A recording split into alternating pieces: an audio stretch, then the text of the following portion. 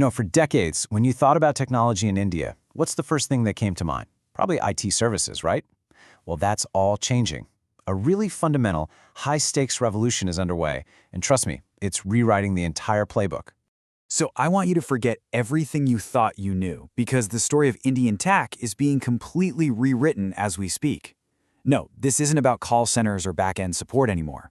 We are talking about a nation stepping onto the global stage as a creator of some of the most core foundational technologies out there. All right, let's kick things off with Section 1, from back office to powerhouse. Look, for years, India earned its reputation as the world's back office. And it was a huge deal. It was a global IT services powerhouse that built entire industries and employed millions of people. But here's the thing, that was just Act 1. What we're seeing now is a really deliberate, national-level redefinition of that role. And look, this isn't just some marketing hype.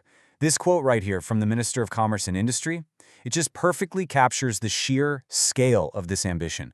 We're talking about a very conscious pivot, moving away from providing services to actually creating the technologies that are going to shape our future. Okay, on to Section 2, the deep tech surge. So you might be asking, what's actually driving this massive transformation? Well, the engine behind this whole revolution has a name, and that name is deep tech. And folks, this is where things get really interesting. Now, deep tech isn't just, another app on your phone. Not at all. We're talking about technologies that are grounded in some serious scientific and engineering breakthroughs. I mean, think about semiconductors, space exploration, cutting-edge life sciences, and robotics. These are the kinds of industries that are really hard to get into, They're built on years and years of hardcore research and development.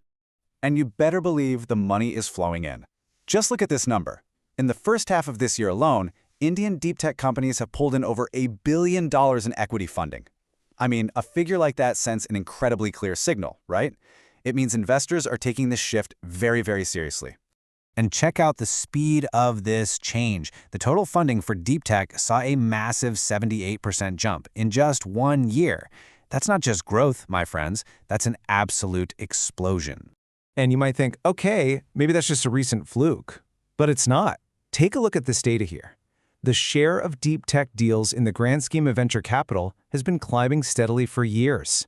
We're seeing a real structural shift here. It's gone from just 2.6% back in 2016 to almost 7% in 2023.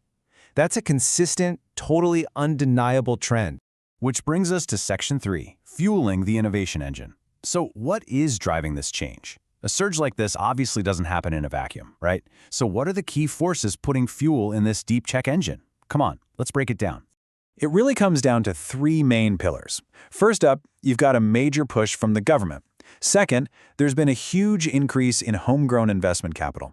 And third, and this is super important, you've got a maturing ecosystem. We're talking experienced founders and investors who are now putting their knowledge and their capital right back into the next generation of companies. Vikram Gupta from Ivy Cap Ventures, he just nails it here. He points out that since about 2016, there's been this really clear effort to cut through the red tape and actively support startups. And at the exact time, investors, both from overseas and, crucially, from right there in India, have gotten way more confident, and they're pouring a lot more money into the whole ecosystem. And this quote here really highlights that final piece of the puzzle. It's what you'd call a virtuous cycle, right? You have these successful entrepreneurs who've already made it, and now they're coming back to invest in the next big thing. And they don't just bring money to the table, they bring that priceless experience and deep technical know-how. And that's leading to these really specialized funds that are focused specifically on deep tech. All right, let's move on to Section 4, bridging the funding gap. Because, look, it's not all smooth sailing. To actually achieve this national vision of becoming a developed economy by 2047, there's a pretty big hurdle to clear. And that's bridging the funding gap, especially for companies that are past the startup phase and are ready to really scale up. So to tackle this problem head-on, the government has launched something called the RDI scheme. And get this, it's a massive 1 trillion rupee initiative. The whole goal here is to flip the script on historically low R&D investment and just directly inject that capital into the private sector to seed this next wave of innovation. And this chart, this shows you exactly where that challenge is. See, funding for the seed and early stages, it's pretty strong, relatively speaking. But then, notice that big drop-off when you get to the later stages? We're talking Series C and beyond. This is the supercritical growth money that turns a promising startup into a global giant, and that's where the gap is. So it really makes you wonder, right?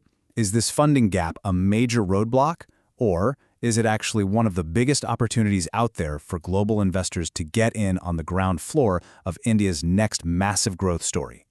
Which leads us right into Section 5, India's inherent advantages. Because when you really look closer, you see that India has this powerful set of built-in advantages that create a perfect foundation for success in this global deep tech race. And again, it kind of boils down to three key things.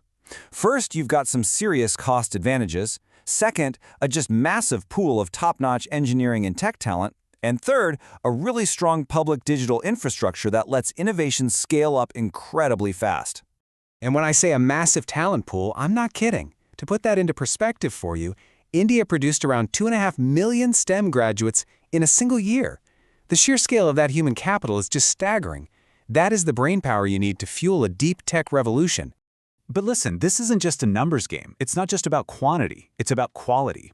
As this chart clearly shows, graduates from these elite universities, like the IITs and BITS Pilani, they are right at the forefront. They're the ones actively founding the companies that are building this ecosystem from the ground up. This is high-quality talent creating high-value companies. So that brings us to our final section, the next global frontier. Where is all this heading? What's the end game? Well, the ultimate vision here is for India's deep tech innovations to go beyond just solving local problems and start having a real, lasting global impact. And the new frontiers they're tackling are genuinely exciting. We're seeing Indian startups making these huge leaps in sectors you might not traditionally associate with the country. Things like defense tech, private space companies, and yeah, even semiconductor manufacturing. I think this quote from Rajat Tandon of the IVCA it sums up the whole feeling perfectly. There's this real sense of urgency, of historical importance in the air. This isn't just another economic trend. It feels like a critical, once-in-a-generation opportunity. Which, of course, leaves us with the really big question. We know India has already proven it can lead in software, in fintech, in e-commerce. So now, with all of these pieces falling right into place, you have to ask yourself, will this deep tech boom be the moment that India redefines the entire landscape of global innovation for decades to come?